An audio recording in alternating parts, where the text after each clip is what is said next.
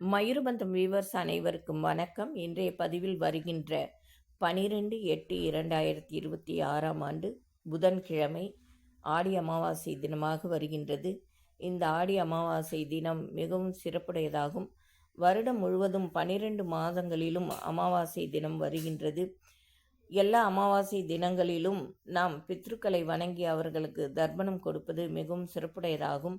அவ்வாறு செய்ய இயலாதவர்கள் இந்த ஆடி அமாவாசை மற்றும் மகாலய அமாவாசை, தை அமாவாசை போன்ற முக்கியமான 3 அமாவாசை தினங்களில் நாம் பித்ருக்களை வணங்கி அவர்களுக்கு தர்ப்பணம் கொடுக்க வேண்டும்.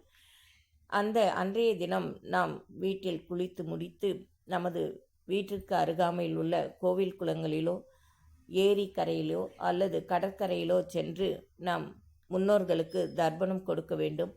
அவ்வாறு நாம் தர்ப்பணம் கொடுத்துவிட்டு நமக்கு தர்ப்பணம் கொடுக்க உதவிய சாஸ்திரிகள், அதாவது அந்தணர்களுக்கு நாம் ஆடை தானம், காய்கறிகள் தானம் மற்றும் தானிய வகைகள், செருப்பு, குடை போன்றவற்றை தானமாக வழங்குவது மிகவும் சிறப்புடையதாகும்.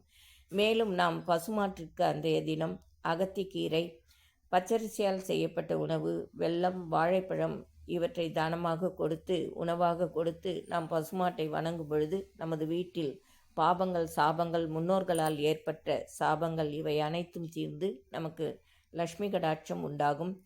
மேலும் இந்த அமாவாசை தினமானது சூரிய கிரகணத்துடன் சேர்ந்து வருகின்றது. அவை இந்தியாவில் தெரியவில்லை என்றாலும் வெளிநாடுகளில் அவை தெரிகின்றது.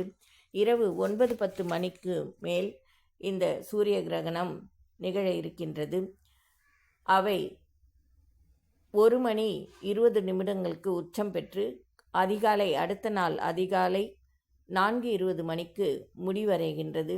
ஆகவே சிறப்புடன் கூடிய இந்த ஆடி அமாவாசை தினத்தில் நீங்கள் முன்னோர்களுக்கு, பித்ருக்களுக்கு தர்ப்பணம் கொடுத்து வழிபாடு செய்வது மிகவும் சிறப்புடையதாகும். நம் வாழ்வில் அனைத்து செல்வங்களும் உண்டாகும். இந்த அமாவாசை தினம் அன்று சில பேர் காசி, கயா மற்றும் திருவேணி சங்கமம், ராமேஸ்வரம் சென்று பித்ருக்களுக்கு தர்ப்பணம் செய்வார்கள். அவ்வாறு செய்ய முடியாதவர்கள் உங்கள் வீட்டிற்கு அருகில் உள்ள குளக்கரையிலோ ஏரிக்கரையிலோ அல்லது கடற்கரையிலோ சென்று முன்னோர்களுக்கு தர்ப்பணம் கொடுப்பது மிகவும் சிறப்புடையதாகும். இவ்வாறு செய்யும் பொழுது உங்களுக்கு அனைத்து செல்வங்களும் உண்டாகும். உங்கள் வீட்டில் நடக்கக்கூடிய நல்ல காரியங்கள் அனைத்தும், நீங்கள் என்ன நினைத்து முன்னோர்களை வணங்குகின்றீர்களோ அவை அனைத்தும் நடைபெறும். செய்து பயன்பெறுங்கள்.